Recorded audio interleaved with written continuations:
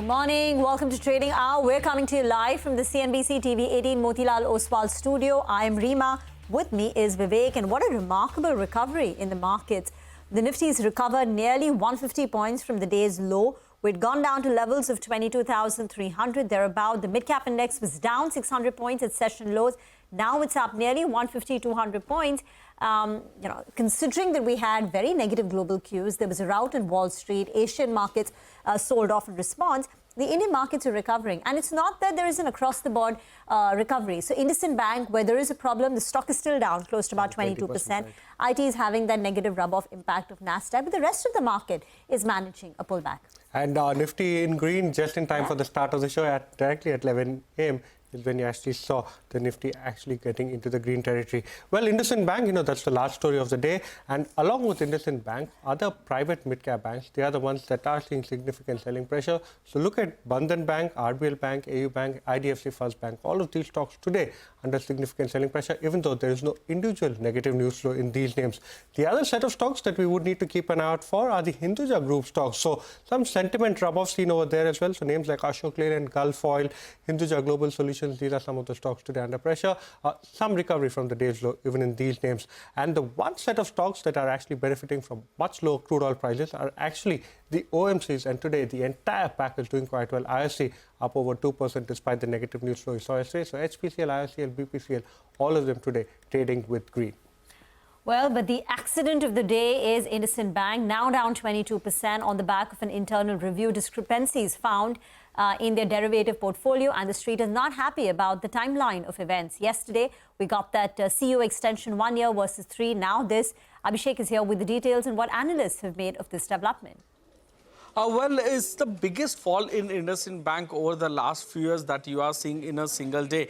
So internal review of process with respect to asset and other liability accounts of derivative portfolio has seen some hiccups. So about 2.35% of net worth to get adversely impacted. That is about 1,580 crore post-tax or about 2,100 crore pre-tax will be impacted. So they have appointed external agency to review and validate the internal findings. Now, bank's profitability and capital adequacy remains healthy to absorb this one-time impact. So what is this exactly is that on unhedged positions, banks do tended to give it to third party. But over here, for IndusInd Bank, it's been placed in internal, discrepancy itself. So that's what's impacted this adverse impact. So management did say in con call that the practice has been ongoing for last 5 to 7 years and was discovered as a part of review initiated following new RBI guidelines which came in effect from 1st of April 2024. So the RBI has been fully briefed on the issue. Initial and final updates have been provided to them. Now the CEO's 1-year extension versus the 3-year that they had sought acknowledged to be influenced by this issue is what management did say in con call yesterday. Analysts do say that this is a one-time earnings impact but can lead to a short-term de-rating of the valuation of IndusInd Bank. They have cut earning estimate anywhere between 20% to as high as 25%. Now, MK has downgraded the stock to add from buy, while MK, Jefferies as well as Citi have cut the target price on the stock. A promoter holding is about 16.3% in the entire shareholding pattern, out of which almost 51% of this is pledged. The pledge price is about 930 per share. So any lower price would adversely impact the pledge holding of the promoters in the bank. Back to you. Thank you so much, Abhishek, for joining in and explaining to us what exactly is driving the share price of IndusInd Bank lower. But let's also now listen in to what IndusInd Bank's MD and CEO Sumant Katpalia had to say on his term extension as well as findings of the bank's internal review of accounts related to its derivatives portfolio. Of course, this would have had a bearing because they were aware of this issue. We actually, there was some inkling towards the issue, and I think I don't know what is the rationale for them to give me 1 year, but I think they're uncomfortable with the way my leadership skills of running the bank is, and we have to respect that. Well, that was the MD and CEO of IndusInd Bank in a con call that they held last evening with sell-side analysts. But moving on, latest data shows that addition in Demat accounts is slowing down. Vamakshi joins in with more details. Well, absolutely, Vivek. Total Demat accounts registered with both CDSL as well as NSDL stood at 19.04 crores in the month of February. This is an increase of almost 22.6 lakh new Demat accounts as far as the month of February is concerned. But when you look at, when you compare it to January, it's a downtick of almost 20%, and on a year-on-year basis, it's a fall of almost 48%. In fact, this is the slowest Demat addition per month that we've seen since May 2023. Keep in mind that Demat, let's also look at the trend, right? The Demat account addition actually peaked out in Jan 24 when nearly 46.8 lakh Demat accounts were added, and since Jan 25 of this year, we've only seen a slowdown. In Jan 2025, 28.3 lakh new Demat accounts were added. This has further declined to 22.6 lakh in this month. Largely, what are the factors contributing to this kind of slowdown that we're seeing? It is the equity market correction. Keep in mind, from the highs that we saw in September, Nifty itself has corrected by 15%. The correction in the broader markets is far higher. When we look at the F&O norms as well, they've gotten stricter with SEBI imposing restrictions to curb excessive trading, and the number of IPOs as well that are hitting the market have also declined. So therefore, there has been a meaningful slowdown in the overall market activity. Largely on the back of this data point, watch out for stocks like Angel One, 5paisa, Motilal Oswal Financial Services. All these brokers will be in focus. The Demat account addition, of course, impacts their client addition as well, and keep an eye out on CDSL too. Thank you very much for that. Amphi data for the month of February will be out tomorrow, and that will be a litmus test about the conviction of the DII investors in the face of the decline seen in stock market prices. We had a chat with Rhythm Desai earlier, and he's like, I keep getting asked this question, whether retail investors will throw in the towel. Is there any kind of a slowdown in, the investments, the SIPs, etc.? And he's firmly of the belief that, retail investing is a trend, and that's not going to come to an end. He won't be surprised if it's again at all-time high levels in terms of inflows. We'll slip into a break. On the other side, we'll discuss commodities. Manisha Gupta joins in on the other side.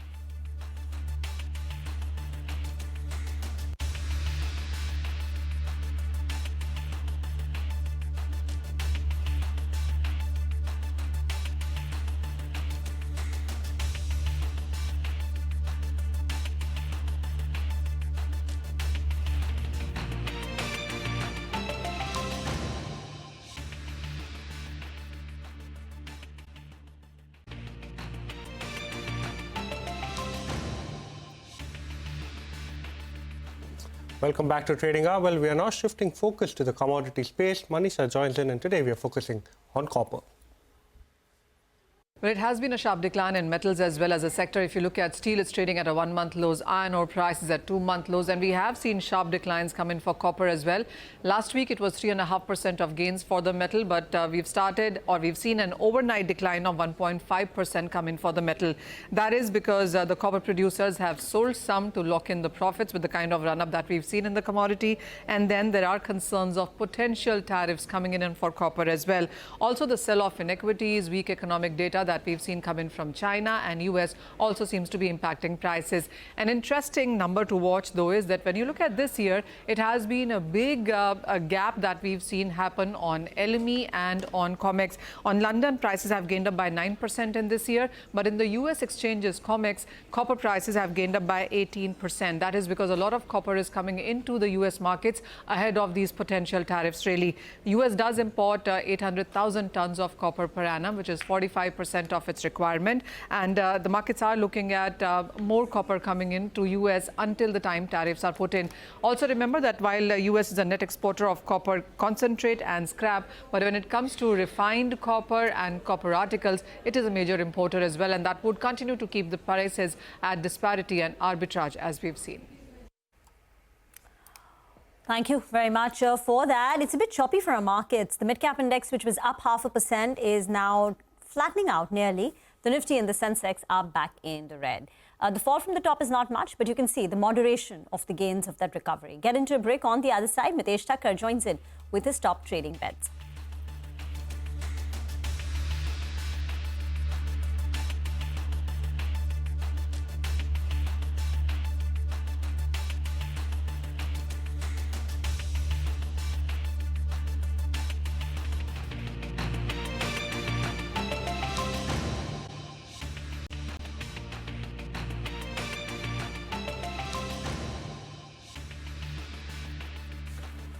Welcome back. HEG is in focus after its arm, Bhilwara Energy, approved of a fundraise. Nigel is here with the implications. Nigel. Well, that's right. HEG has proposed some value unlocking in the Bhilwara Energy, in which the current listed entity has close to around 49%. The remaining 51% is with the promoter entity. Now, BEL, well, they have approved a 500 crore fundraise. And the biggest contributor of this, or the full fundraise, will be done via, an AMC, which is Singularity. Now, the focus is going to be on accelerating the entire focus on the energy transmission space. Remember, Singularity is backed by Mr. Madhu Kela. And Singularity AMC will hold close to 9.6% stake in Bhilwara Energy for the initial 250 crores, with an option to invest another 250 crores. Now, due to this transaction, HEG's stake will come down from around 49% to around 44.3% in BEL, which is Bhilwara Energy Limited. Now, as per the earlier scheme that was announced, BEL will get merged into HEG Limited, and HEG Limited will house the green as well as the renewable energy part of the business. The promoter stake in this HEG Limited will be at close to around 60.6% versus the earlier proposed 70% stake. So, in short, there is some value unlocking in one of the entities that they have, which is BEL, and that's why the street likes it. The stock is up close to around 6%. Thank you so much, Nigel, for joining in and explaining to us the entire structure as far as HEG is concerned. But now is a very good time to get a technical check on the market. Mitesh Thakkar joins in. Mitesh, thank you so much for joining us. First up, at current levels, a lot of choppiness that we've seen today, recovery quite a bit from the day's lowest point. But how do you see the index at current levels? The index, I think the Nifty is doing better, and it also managed to hold on to the first support pivot, which I had spoken about in the morning, around 22,300. It's bounced back, but the worry is that the Bank Nifty is though I think there is some, if you look at the slightly historical chart, there is some minor pivot around these levels of 47,800, but we are still trading mildly around that or just below that. So let's hope that we can recover and close above that. If that happens, then I think we should be, at least in the short term, be okay and do a range of 22,300 to about 22,600, 650 on the upside.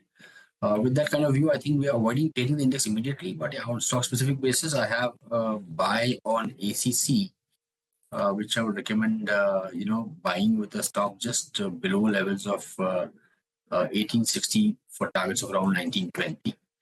And the other stock which is of interest to me is Crompton, which I would recommend buying with a stop below 339.5 and a target of around 360.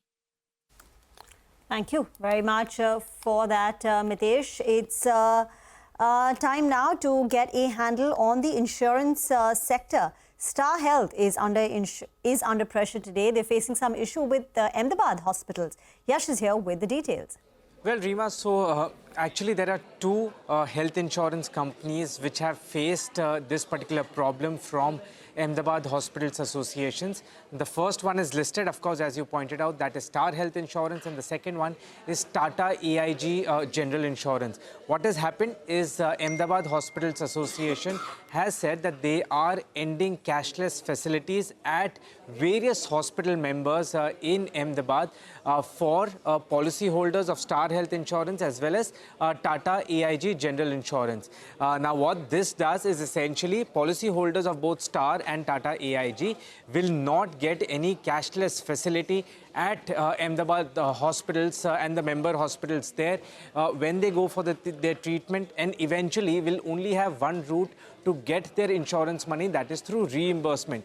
It is a technical problem for policyholders, that is for the existing policyholders, but how does it become negative for Star Health and Tata AIG?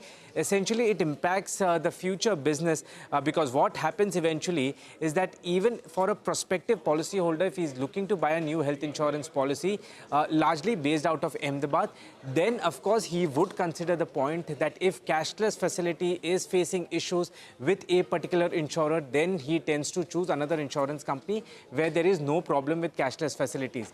With Star, it is not the first time that they've had this rift with Ahmedabad Hospitals Association. It is the second time which has happened. Earlier it happened, the management on the channel, that is CNBC-TV18, had clarified that the issues had been resolved, and now yet again the same issues have happened. happened. There are 4 important concerns which Ahmedabad Hospitals Association has pointed out. One is unjustified deductions. Second one is low charges reimbursed. Third one is non-renewal of tariff rates. And fourth one is one-sided blacklisting of hospitals by these insurers. 4 key concerns, big concerns. Star will have to quickly look at resolving these issues if cashless has to resume and the future business has to be protected from the negatives that could come out of this one. Thank you so much, Yash, for joining us and giving us a sense of what exactly has transpired as far as Star Health is concerned. Well, a couple of stocks on the radar. IndusInd Bank today has now hit a fresh intraday low. The stock has now slipped below the 700 rupee per share mark. Along with that, another stock that's seeing significant selling pressure is actually Zomato. The stock is down over 4% and it continues to witness selling pressure even in the last 15 minutes of trade. On the other hand, one stock that we highlighted in the morning, that is Max Financial, on account of its peer Shriram Group getting an approval from IRDAI for the merger of its own insurance arm. Max Financial is up over 4%. But we'll now slip into a short break. And as we slip into a break, here's a small programming note for our viewers. CNBC-TV18 and HSBC India are back with Season 2 of SME Champion Awards. This prestigious platform celebrates SMEs that are pushing boundaries, making an impact and shaping the future. Nominations are now open. Scan the QR code now and submit your entry for SME Champion Awards Season 2.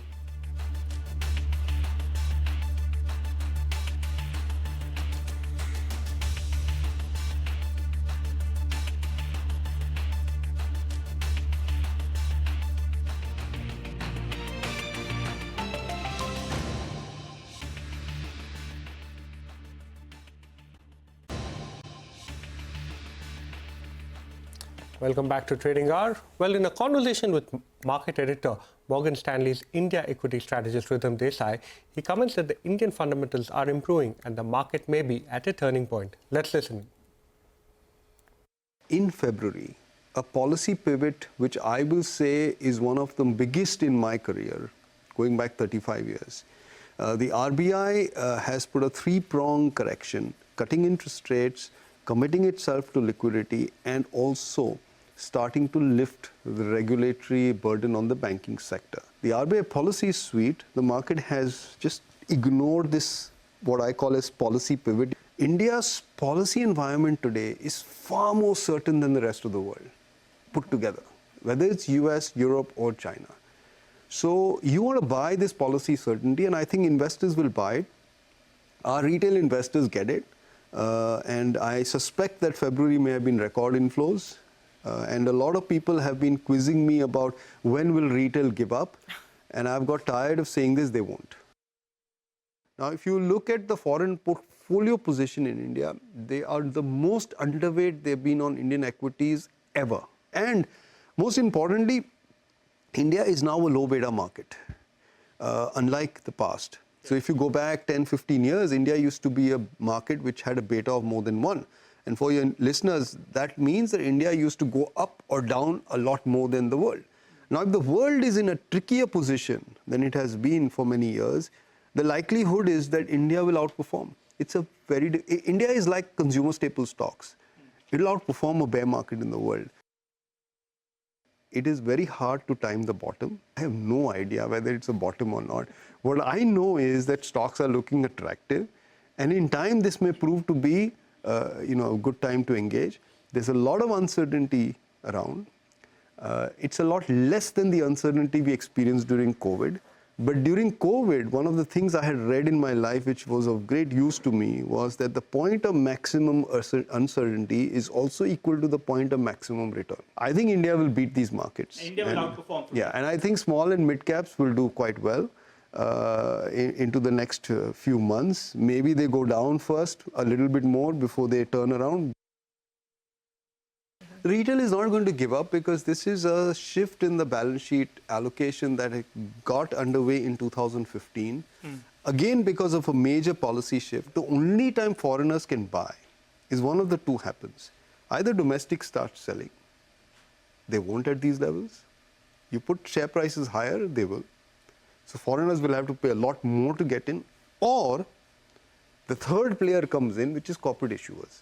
Because net inflow into the market is what you get in terms of issuances minus buybacks. So that is your net inflow. So if corporate issuances take off, then foreigners can buy those issuances and they can participate. Otherwise, expecting that foreigners will buy without domestic selling ain't happening. And as we slip into a break, here is some good news for all our viewers. India's business news leader is now just a click away. So we're introducing the all-new app. Get instant access to breaking news, all our articles, financial world updates at your fingertips. Download the app now from the Apple Store or the Google Play Store, or you could just scan the QR code on your screen.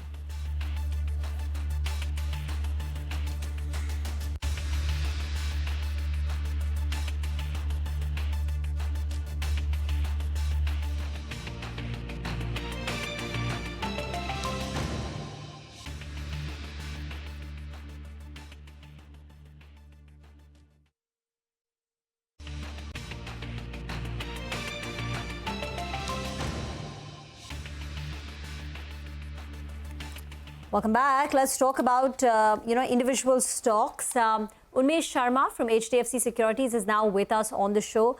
Unmesh, I know you like some of the large banks, or at least in the past, you've had a preference for an ICICI Bank or a State Bank of India. But even if you can't comment on IndusInd Bank, is it a part of your recommendations for large cap banks? What do you does it make itself in the model portfolio, and what have you made of the sequence of events? Yeah, so it's in the Nifty. So naturally, as you know, that we've been cautious since about September last year, and our model portfolio is kind of reflecting that. To a large extent, what ended up happening was that we went quite heavyweight on all the large banks. At this point in time, if you look at our published model portfolio, we are about an equal weight on maybe around the equal weight on IndusInd Bank as well. Now, look, our broader thesis continues to remain the same, which is that in a macro environment which has a lot of risk on the table, both from macro as well as on the individual balance sheets. And, whenever capital markets correct, there are always some, if I may use the term, cockroaches which hide behind these doors. Something tends to happen. Now, in that kind of context, our core thesis that you should remain overweight on large banks, large caps in general, autos, those views hold. Individually on the stock, I can't comment because our research report's not out on that yet. But have you had conversation with investors? I'm sure you fielded a lot of questions from investors on IndusInd Bank. Everyone wants to know this nifty large bank, which is down 20-25%. Yeah, no, so it's definitely top of the agenda as of today. But and a lot of people are extremely concerned about. So what we do know is factually is the fact that there is it's about 2.5% of the net worth. If you look at the stock, was not really trading that much premium to the price on a price to book basis. So it's not just concerns about what the impact of this specific thing is. The concern is a lot deeper. A lot of concern about whether what could be the worst case on this. But honestly, beyond that, very difficult at this point in time for me to comment without a published view out there for us. Unmesh, what's also happened today is that along with IndusInd Bank, other mid-cap private financial banks have also seen significant selling pressure. Are there any risks that such a similar scenario could play out in some of the other banks that have similar such large borrowings? And in that case, do you see further downside, for a lot of the financials? Okay, so let me break that answer into two parts. One is that why are people reacting like this, which is if you look into history, what ends up happening is that if you believe that there is going to be a risk because of, let's say, a derivatives contract outstanding or the way in which you value something, or if a certain sliver of the entire the lending basket kind of going bad, people tend to extrapolate that. They also tend to believe that if there has been a miss, then it tends to then reflect in other banks which may have had exposure like that. Usually, this goes on for a bit longer than you would think. Till the time all companies which are affected by this come out and give adequate disclosures to the specific event at hand. Is it easy to predict that this is a contagion? Answer is, firstly, I don't think that this is one. The other is that if it is, till the time we get enough disclosures, we won't know. The only thing that I would like to say, which is very different from the last time that we have seen something like this, whether it was back in the day when the ILFS crisis happened, or when any of the small private sector banks, some of which are not under our coverage, have, their balance sheets are blown up and, there was intervention by the RBI. At this point in time, the monitoring mechanism from the last, especially 5 years, from the RBI audits, internal audits, etc., have increased significantly. So expecting that there is a very large hidden contagion out there is going to be a very, very aggressive estimate. So just like in any other scenario like this, what one should do is let the dust settle over a week or two till you've had a chance to converse with each of the managements of the stocks which are impacted, and then take a call as to where you might actually find value. Any large bank which is down on this type of news, I think generally we should start keeping on your radar, because anyway, it's been tough to make money in the market. If there is a dislocation and gives you an opportunity, then why not? I think you should use that opportunity, but not maybe for the next week or two. Let the dust settle down. So Unmesh, tell us about your model portfolio and how it's changed, because prices have changed in the last 1 month, last 2 months, the kind of correction that we've seen. So tell us about your model portfolio. Yeah, so 3 things have happened. One is that our model portfolio has not changed as much as you would have thought, because as I was saying, even in September, etc., we were quite cautious. Now, that has been a fairly painful journey, honestly, because what happened was that while our view was that something like this could play out, which is what's happening in the markets now, usually what happens is that if you get purchased too early and markets tend to go up, then, we tend to get a little bit of flack for that. But it's played out.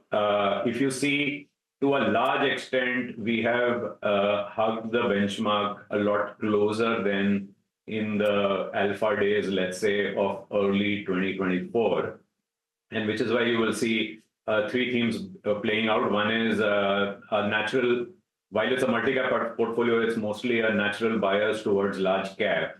You could see that in names like Reliance, in names like the large banks, which we just talked about, and has a bias towards the fact that we believe that urban consumption is something where the green shoots are still not visible, and the rural is the one which is supporting, even though the numbers are not very exciting.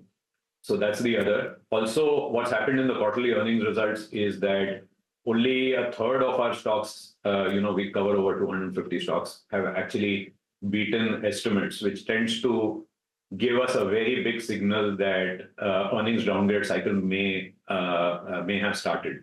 In that situation, again, that leads to a large cap bias. So, and with with Mr. Trump coming and becoming the president, what we are noticing is that we are generally trying to stick to domestic kind of names. So equal weight to overweight on autos, large banks, industrials, not very excited by export type pharma names. And yeah, that's basically how it is right now. Very, very cautious. Thank you so much, Unmesh, for joining us, giving us a sense on what's happened as far as the private financial space is concerned, as well as the changes you've made to your model portfolio. Well, as we take your leave on trading hour, the Midcap Index is the only index that at this point of time is managing to hold out on the green. The Nifty Bank and the Small Cap Index, all of them continue to trade with quads. So that is a wrap on this edition of Trading Hour. Stay tuned. Halftime report is up next.